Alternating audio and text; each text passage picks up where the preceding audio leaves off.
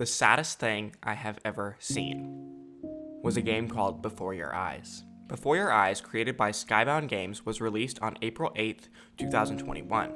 If you haven't seen a playthrough of this game, I highly suggest you stop watching and go and watch the one I linked in the description, because my recap of the game will not be doing it justice. The game is about life, and it uses a camera on your computer to detect your blinking. Each time you blink, you will skip forward in your life. It is pretty much life flashing before your eyes right before you die, hence the name Before Your Eyes. So now I will talk about spoilers, because that's the sad part. So if you haven't watched the playthrough, I'll tell you what happens. However, I won't be doing it justice. The story goes like this. You are a soul. This Fisher soul guy tells you to tell him your life to see if you are worthy. You had a good childhood. However, your mother was a piano player who forced her dreams onto you. She made you practice piano all the time. The story can change based on what actions you take, so I'm just going to say the ones that I like the best. You never liked piano, and the night before your auditions to get into a prestigious music school, you sneak out with a girl you met in class. When the audition doesn't go well, your mother is disappointed in herself and the actions you took. Maybe I pushed you too hard. Maybe I turned into my own father. I don't know. You have to find something to focus on. However, you can now focus on one of your own passions, drawing. You become very skilled at drawing and become a world-famous painter. I am making this very, very rough and just skip through a bunch of stuff, but this is what I think is most important. You become so heavily entrenched in your artwork, one night your mother calls, saying she is sick, and that you don't need to worry and to keep doing what you love and to not focus on her.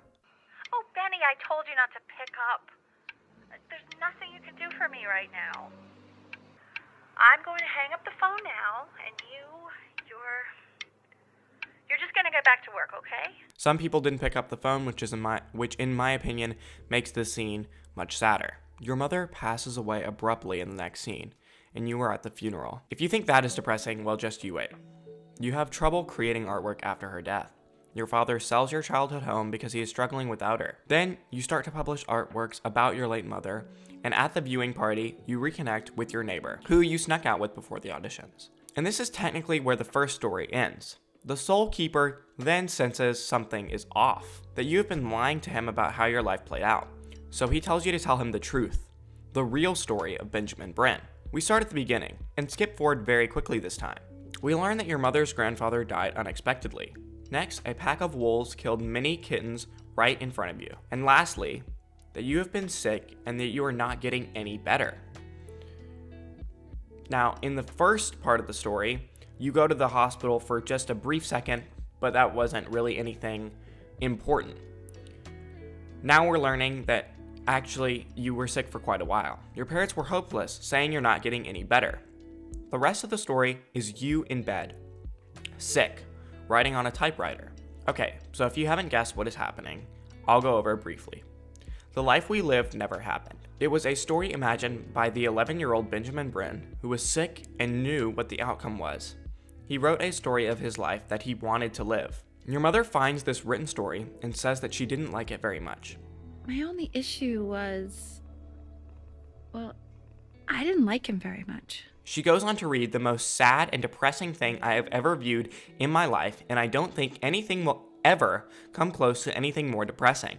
But then, when he was just 11 years old, he got sick and was forced to stay inside for an entire year. And in that year, he began to worry that he hadn't lived enough. So he made up a story of the great life he thought he wanted to live, which only made him forget the great life he already had.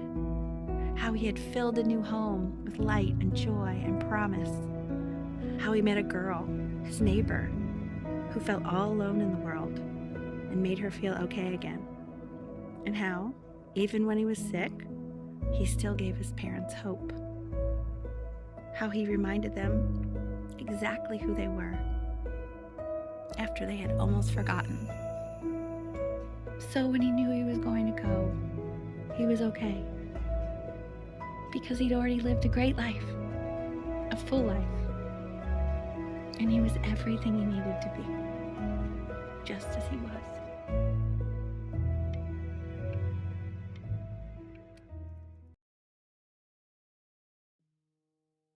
This brief explanation will never in a million years do it justice, but if you are set on not watching it, just let me tell you, it is heartbreaking. Overall, the Soul Keeper finds you worthy, and you are let into this sort of afterlife.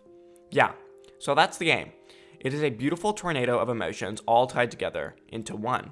I don't think any other entertainment medium could pull this off, not a book or a movie.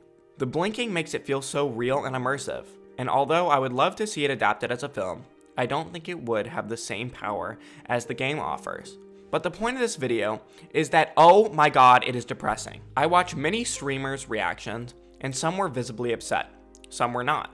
I find that crazy because I found it just be so crazy sad. I keep using the word sad because I don't know how else to describe it. When the mother starts discussing how he changed her life, that even though he has to go, that he should be happy because he lived an amazing life. Oh my god, how do you get up after that? Uh-oh, Richard! Oh, wow! It's like the worst thing I could watch. That paired with the incredible animation and storytelling creates an award-winning game that I think doesn't get enough recognition that it very much deserves. Overall, this game was just phenomenal. I loved every second of it. Let me know what you thought of it, and thank you so much for watching. I want to put recommendations at the end of my videos because I have stuff I like, but it's not long enough to make a video about. So here it goes. I recently finished My Hero Academia, which I thoroughly enjoyed. I don't understand all the hate it gets since I found it to be very enjoyable. I am in the middle of Assassination Classroom, which I am really enjoying at the moment, so I recommend both of those shows. Music-wise, I have been listening to 151A by Kishibashi, which I love every song on that album. And then lastly, What Could Possibly Go Wrong by Dominic Fite. Oh, and this isn't a recommendation, but I watched Words Bubble Up Like Soda Pop the other day since it was on Netflix, and it had such high reviews, but I absolutely hated it. I thought the characters were so stagnant and one-dimensional, and I really don't get the praise that I got, but if you agree or disagree, let me know what you think. I love hearing everyone's opinions. Thanks so much for watching, and if you liked, give it a like and a comment. Think about subscribing. Thank you so much, and good night.